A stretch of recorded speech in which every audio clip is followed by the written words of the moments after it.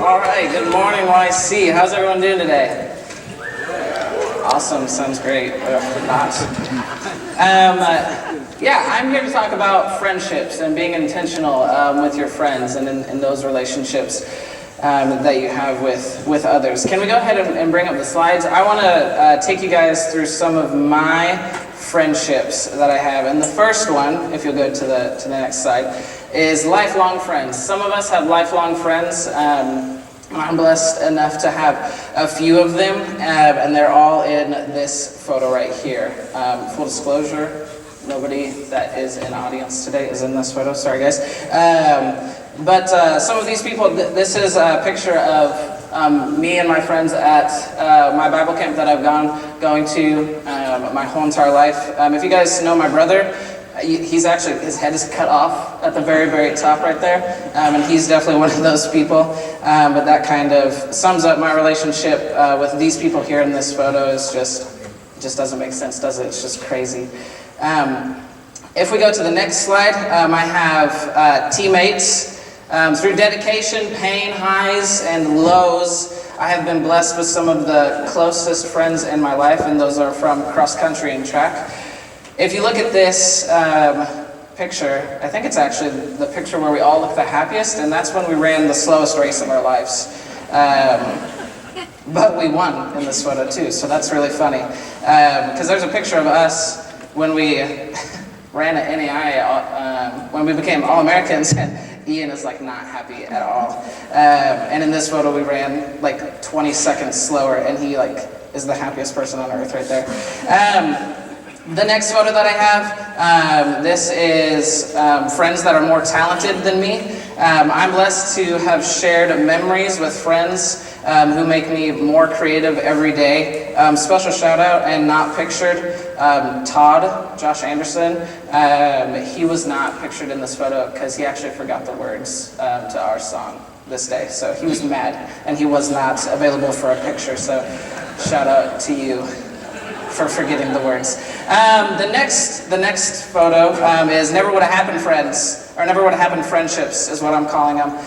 If it weren't for Delta and Kiadai, I actually never would have met Dree. I'm convinced of that I never would have met her. I may have met these guys for sure, and also I think you all fell for it. You all saw that right there, so I get a free punch for everybody. But with that being said, I mean, I wouldn't be as close with any of these people in this picture if it wasn't for the club that I was a part of. And then my last section of friends is my how/why friends. Todd, you actually made this 3 times. I said only twice, but you made it 3 times. Everybody is friends with Bryce. How? Why? You know? Like, how did that happen? Nobody knows. He like probably yelled at you once and you just became friends. And that's kind of how it happened with us. Grant, I was roommates with Grant for 2 years, going on 3 years now. He's one of my closest friends. I have my Showtime Boys is what I'm dubbing it. We never called ourselves that ever. I just started doing that yesterday when I saw this photo. And then Corey. How did I become friends with Corey in this life? She is from Cornwall, England, and I'm from Binkelman, Nebraska, right? 900 people and good old Binky Dinks. And we're friends, and we work at the same place. Isn't that crazy how life just takes you and puts people in your life? And that's definitely Corey. She's a blessing in my life. And then, so I have another section, and these are not my friends, but some might consider these people friends. And this is a big point that I want to hit on. The reason that I don't consider my father or Coach Carver a friend is because I feel like that would be a disservice to my relationship with them. Both of these people have been in my life through a lot. My dad has gone to everything that I've been a part of, and friends do that. And this photo right here, you guys may have seen this before. This is one of my favorite photos, I think, that has ever been taken for me. This is probably the most emotional I've ever been. This was after my track career ended, and he was there for me. I didn't run good, but he was there for me, and I'm done talking about that. And Coach Carver, every time I got done running a race, I would tell him, this is what I did wrong, this is what I did wrong. He would be like, yep, Yep. Okay, maybe not, but yeah, okay. And that's what friends do. Friends listen, right? But I think that they're just so much more than friends. But some of you might think that they are friends, and that is something that I want to focus in on, is that friendship is okay if there are disagreements. And so I want to say this sentence, and I think some of you may laugh. But Tyler Goodwin, he's not here anymore, he graduated last year. Tyler Goodwin is actually one of probably the greatest friends that I've ever had. And I really do mean that.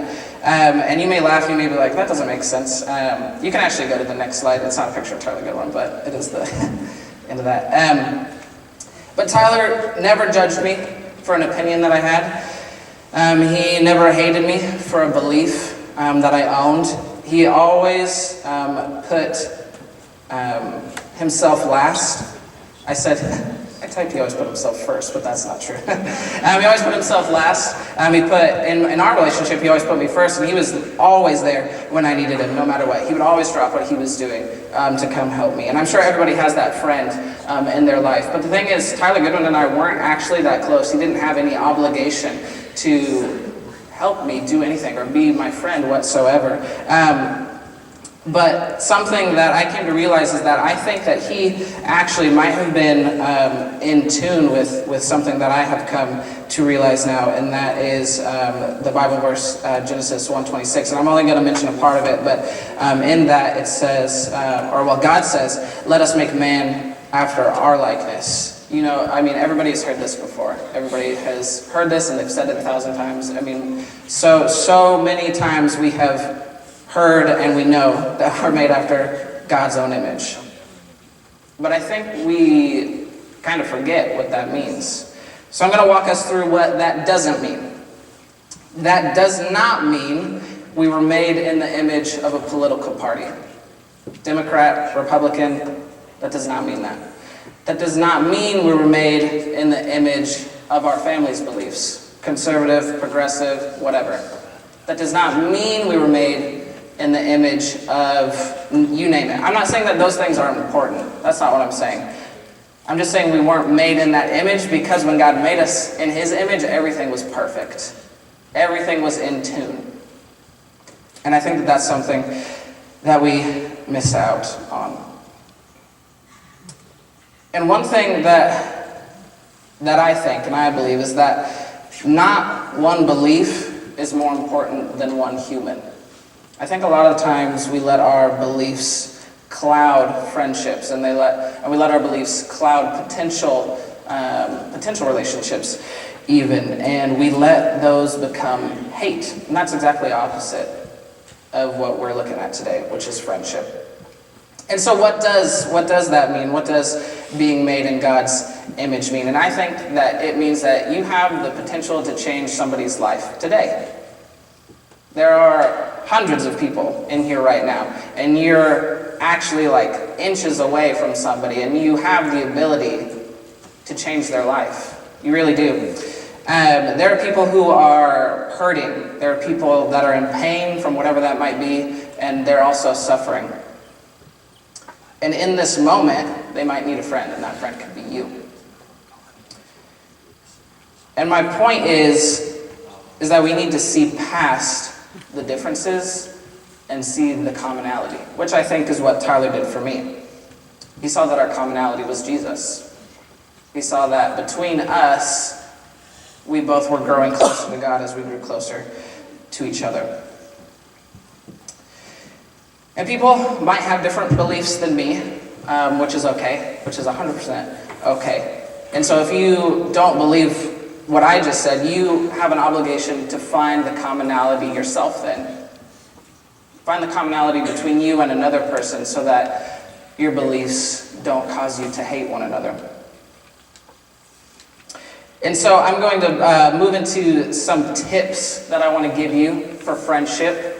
The first tip, there are 10 tips. This was actually motivated from Gail's speech yesterday. It actually didn't have tips until you gave tips, and I was like, that is a good tip. Give tips, yes. The first tip is stop and listen. Ask yourself, do you talk too much? Mason, yes. You talk too much. No, I'm just kidding. But do you talk too much? That's a real question that you need to ask yourself. Number 2 is don't be dismissive of your friend's interest. Listen, even when you don't care. Number 3, ask yourself, what kind of friend am I being? Self-evaluation is very important in friendships. Number 4, assume the best and never the worst. Because if you assume the worst, you will always lose no matter what. Number 5, practice forgiveness. Actually say, I forgive you. Will you forgive me? Not, oh, it's okay. Don't say that. Actually practice forgiveness and using that word. Number 6, don't always offer advice. Just remember you have 2 ears and you have 1 mouth. Number 7, make a specialized effort to be in community. I don't know how many times that we've talked about community here, at York. But I think it's time to stop talking about it and time to start being in community, whether that's long distance, or whether that's down the hall, or whether that's wherever Jacob Work is in the world, Actually make an effort to be in community with people. Number 8, give a hug. Sometimes your words will never work. Sometimes they don't work. Number 9, be the friend you want to be. Are you lazy or are you proactive? And number 10, laugh. Simple as. I want to leave you guys with a quote, then I will be done. Because you have to end chapel talks with a quote, right? This one is from Oscar Wilde. He said, laughter is not a bad beginning for a friendship, and it is by far the best ending for one. Thank you guys.